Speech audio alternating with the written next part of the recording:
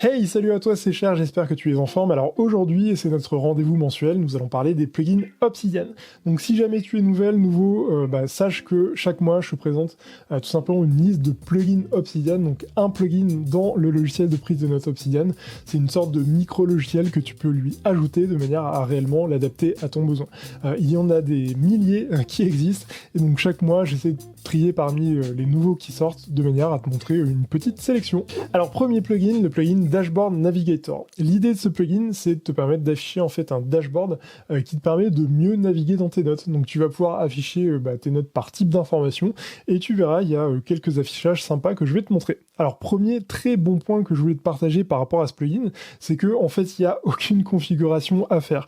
Avec un plugin de ce type, je m'attendais à avoir à faire quelques réglages. Bah en fait non, le plugin fonctionne directement, donc ça c'est vraiment très cool et très agréable. Autre bon point que j'ai remarqué, c'est que en fait il y a vraiment aucun ralentissement. En tout cas moi j'ai pas constaté de ralentissement sur mon PC, et pourtant comme tu peux le voir j'ai pas mal de notes, mais malgré ça aucun ralentissement à l'utilisation, pas de ralentissement non plus au démarrage. C'est la petite surprise des fois qu'on peut avoir avec certains plugins. Donc vraiment très très bon point pour ce plugin, bravo au créateur ou à la créatrice. Ensuite sur cette page d'accueil, donc tu peux voir que tu as les fichiers récents par type de fichier, donc ça c'est plutôt cool pour avoir un accès rapide.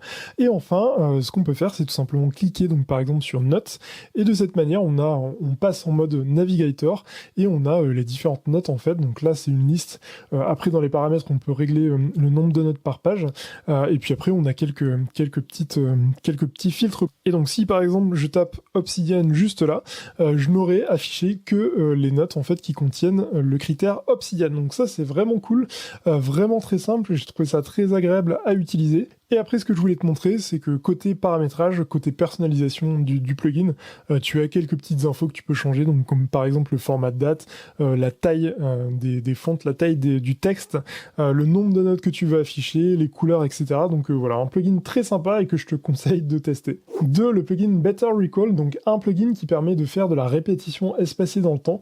Ce qui est sympa, c'est que le créateur du plugin s'est inspiré du logiciel Anki qui est spécialisé dans ça pour le faire, et je vais te montrer ça tout de suite. Alors le plugin est installé, on va tout simplement cliquer juste ici dans Open Docs où on aurait pu utiliser la palette de commandes, et là on arrive en fait sur une interface. Donc ce que j'aime bien tout d'abord, c'est que l'interface elle est vraiment simple, épurée, elle est assez agréable. Je trouve que même si le design est minimaliste, je trouve ça assez agréable à utiliser. C'est pas forcément le cas de tous les plugins qui font ça dans Obsidian, et donc c'est assez simple. Donc là je vais créer un deck pour te montrer. Donc voici mon nouveau deck. On peut également mettre une description, donc voilà, je vais mettre description tout simplement, c'est quelque chose qui s'affiche au survol. On crée le deck, donc là voici mon nouveau deck qui est là, je laisse la souris, donc on a la petite description qui arrive, et donc si on veut ajouter une carte, tout simplement, donc on va choisir le deck, donc voici mon nouveau deck.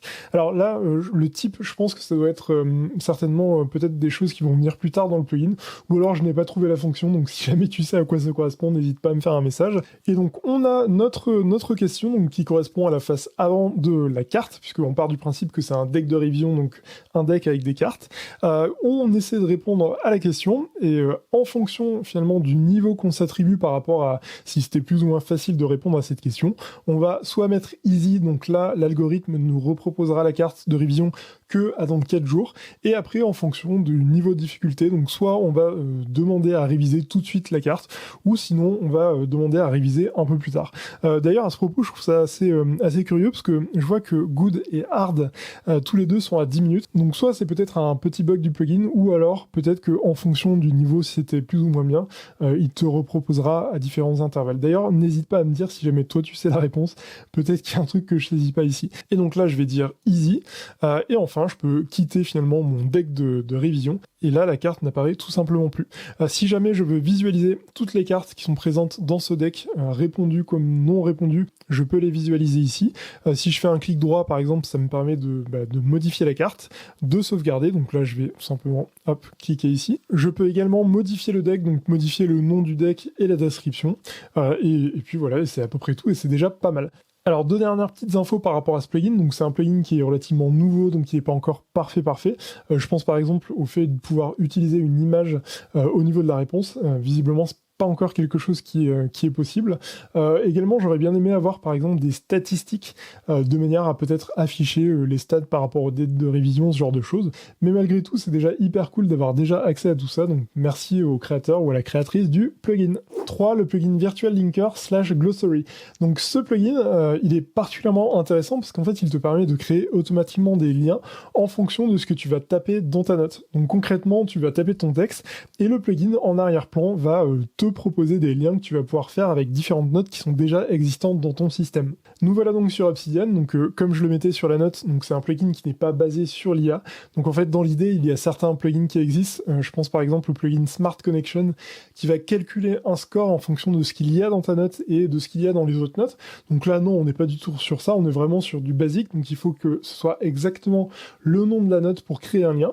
Et ensuite, en point positif, je mettais que, en fait, on peut convertir un lien virtuel en lien Obsidian, donc je vais te montrer ça concrètement. Donc, admettons par exemple que je sois dans mes pensées et que je veux créer du texte, et puis je vais avoir envie de mettre des zombies nous envahissent. Et là, miracle, j'ai un lien qui se crée vers ma note « Des zombies nous envahissent ». Je rêve que je suis dans un endroit qui est envahi de zombies. Je vois de l'eau au sol, nous en avons jusqu'aux chevilles. Régulièrement, une brèche s'ouvre et des zombies essaient de passer dedans. Nous sommes comme dans un barrage. Ouh. Voilà, c'était un de mes rêves. Toi aussi, tu notes tes rêves dans Obsidian ? Bref, revenons à notre plugin, donc ça n'avait aucun sens, mais c'était pour l'illustrer. Donc dans l'idée, en fait, tu vas vraiment taper ton texte, et dès que tu as finalement un titre qui va correspondre au texte que tu as tapé, il va automatiquement créer en fait ce lien.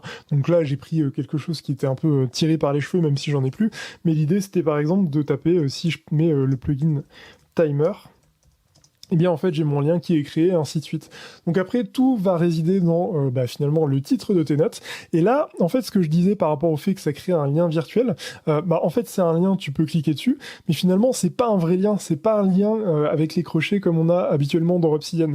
Et du coup, en fait, si tu veux transformer ce lien virtuel en lien Obsidian, tu peux faire un clic droit, tu cliques sur Virtual Linker Convert to Real Link, et en fait, ça te permet en fait de créer un lien Obsidian avec les crochets, donc ça c'est vraiment plutôt sympa.